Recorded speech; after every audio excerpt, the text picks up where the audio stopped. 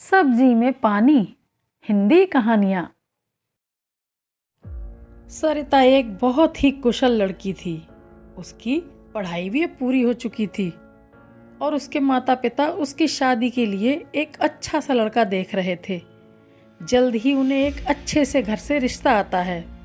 सरिता के घर वाले सबको खाने पर बुलाते हैं। बहन जी, हमारी होने वाली बहू ने तो बहुत ही अच्छा खाना बनाया है। जी बहन जी, सरिता बहुत ही अच्छा खाना बनाती है। आपको कभी भी कोई शिकायत नहीं होगी। राज को भी सरिता बहुत पसंद आती है। जल्द ही दोनों की शादी हो जाती है। सरिता अपने ससुराल में रच बस जाती है। धीरे धीरे सरिता का पहनना ओढ़ना हल्का होने लगता है। अरे सरिता, अभी नई नई तेरी शादी हुई है, ऐसी हल्की साड़ियाँ क्यों पहनने लग गई है? ना ही मैचिंग की बिंदी लगाई है। सरिता कुछ नहीं कहती और वहाँ से चली जाती है। एक दिन सरिता की सास उसको कहती हैं, बहू, दोपहर के खाने में कुछ मेहमान आ रहे हैं, तो खाने में कुछ अच्छा सा बना लेना। वो हाँ कर देती है और खाने की तैयारी में लग जाती है। कुछ देर बाद मेहमान घर पर आते हैं। अरे भाई विद्या, बहू क्या रसोई में ही पकवान बनाती रहेगी या फिर लाएगी भी? ला रही है मेरी बहू, बहुत ही स्वादिष्ट खाना बनाती है, उंगलियां चाटती रह जाओगी तुम। इतनी देर में सरिता सबके लिए सूप लेकर आती है। सब बड़े ही चाव से सूप को पीना शुरू कर देते हैं और पीते ही सबका मुंह बन जाता है। अरे विद्या, तू तो अपनी बहू की बड़ी तारीफ कर रही थी। ये सूप तो ऐसा लग रहा है जैसे मानो सब्जी में पानी मिला दिया हो।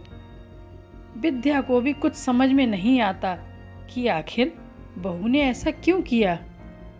अरे नई नई है ना, तो हो जाता है कभी कभी। आज तो तूने मेरी नाक ही कटवा के रख दी। मैं इस अपमान को कभी नहीं भूलूंगी। जब मैंने तुझे पहले से बता दिया था कि आज मेहमान आने वाले हैं, तब तूने ध्यान क्यों नहीं रखा? जब हम तुम्हें देखने आए थे तब तो बहुत ही अच्छा खाना बनाया था, या वो भी किसी और ने बनाया था? वो माँ जी, मैंने इनको। विद्या बहू की पूरी बात सुनती ही नहीं है और काफ़ी गुस्सा हो जाती है। दरअसल सरिता ने राज को सब्जी लाने के लिए बोला था, पर उसने सब्जी लाकर ही नहीं दी।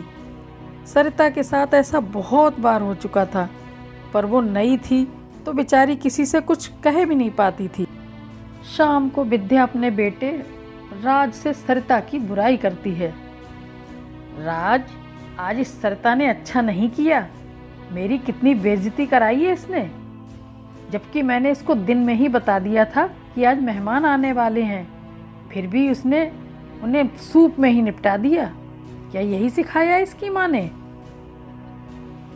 राज अपनी माँ को कुछ नहीं बताता कि सरिता ने तो उसे सामान लाने के लिए बोला था, पर वही सामान लेकर नहीं आया। उल्टा माँ के सामने सरिता को ही डांटने लगा। सरिता, जब माँ ने तुम्हें दिन में ही बता दिया था कि क्या क्या बनना है और आज घर पर मेहमान आने वाले हैं, तो तुमने कुछ बनाया क्यों नहीं? ये सब सुनकर सरिता एकदम सन्न रह जाती है कि कैसे उसका पति झूठ बोल रहा है और अपनी माँ के सामने उसे ही नीचा दिखा रहा है। एक दिन सरिता परेशान होकर अपनी बहन को फ़ोन करती है और उसे सारी बात बताती है कि किस तरह उसका पति राज उसे खर्चा नहीं देता और सास उसे ताने सुनाती रहती है। तू बात करके देखना अपनी सास से। अरे मैं क्या बात करूं, वो इतना तेज चिल्लाती हैं कि उनसे कोई कुछ बोल ही नहीं सकता। सरिता अपना दिल हल्का करके फ़ोन रख देती है। एक शाम सरिता अपनी बहन को अपने घर बुलाती है और उसको सारी बातें बताती है कि किस तरह उसकी सास बात बात पर उसे ताने देती रहती है और उसका पति उसे खर्चे के पैसे भी नहीं देता। ये सब तो बिल्कुल भी सही नहीं है। राज मुझे बिल्कुल भी खर्चा नहीं देते। अब वो जितने पैसे देते हैं उतने में ही मुझे घर चलाना पड़ता है। अरे पर उनकी कमाई तो लाखों में है। तुझे कितना देते हैं? मुझे पूरे महीने के बस 5,000। बस 5,000? ऐसे कैसे काम चलता होगा? तुझे अपनी सास से बात करनी चाहिए। वो दोनों बात ही कर रहे होते हैं कि तभी सरिता की सास वहाँ आ जाती हैं और सरिता से चाय बनाने को बोलती हैं। सरिता थोड़ी देर में चाय और बिस्किट लेकर आती है। ये क्या बहू, तुम्हारी बहन पहले बार हमारे घर आई है और तुम केवल चाय बिस्किट ही खिला रही हो? माँ जी, वो घर में यही रखा था ना। क्यों, क्या राज तुमको पैसे नहीं देता जो इतनी गरीबी दिखा रही हो बहन के सामने? वो सरिता पर इतनी तेज चिल्लाती हैं कि सरिता रोने लग जाती है। अरे अब इसमें रोने की क्या बात है? मैं तो यही चाह रही थी कि तुम्हारी बहन की खातिरदारी अच्छे से हो। बहन से ये देखा नहीं जाता कि कैसे उसकी बहन की सास उस पर चिल्ला रही हैं। वो तय कर लेती है कि अभी आंटी को बताना ही पड़ेगा कि उनका बेटा सरिता के साथ कैसा व्यवहार करता है। आंटी जी, मैं मानती हूँ कि मेरी बहन में बहुत कमियाँ हैं, पर क्या आप जानते हैं कि जीजू महीने का खर्चा कितना देते हैं? नहीं, मैंने कभी पूछा ही नहीं। महीने का कम से कम 50-60 हज़ार तो देता ही होगा। बहुत बड़ी गलतफहमी में हैं आप आंटी जी। जीजू दीदी को सिर्फ महीने के 5,000 ही देते हैं, जिसमें दीदी घर चलाने की कोशिश करती है। क्या सिर्फ 5,000? सच बताओ मुझे। ये सुनकर सरिता और रोने लगती है। विद्या उसको चुप कराती है। अरे रोने की जगह तू ये सब मुझे पहले ही बता देती। मैं कैसे बताती माँ जी, ये खुद ही आपके सामने इतना झूठ बोल देते हैं, मैं क्या करूँ? पर इसकी सैलरी तो अच्छी है जितना मुझे पता है। सैलरी तो अच्छी है माँ जी, पर ये सारा पैसा शेयर मार्केट में लगा देते हैं, मुझे कुछ देते ही नहीं। बस बेटा, तुमने मुझे अब सब बता दिया। अब तुम्हें कोई परेशानी नहीं होगी।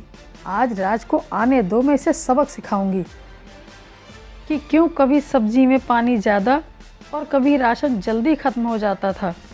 अब उसे अपने बर्ताव पर बहुत पछतावा हो रहा था और उसने सोच लिया था कि आगे से ऐसा नहीं होगा। राज, एक बात बता मुझे, मैंने सुना है तू बहू को खर्चे के लिए पैसे भी नहीं देता है और ना ही तूने बिजली का बिल भरा है। घर खर्चे के कितने रुपए देता है तू? वो तो आज मुझे सरिता की बहन ने आकर बताया, नहीं तो मुझे कुछ पता ही नहीं चलता। तूने तो मेरी नाक ही कटवा के रख दी।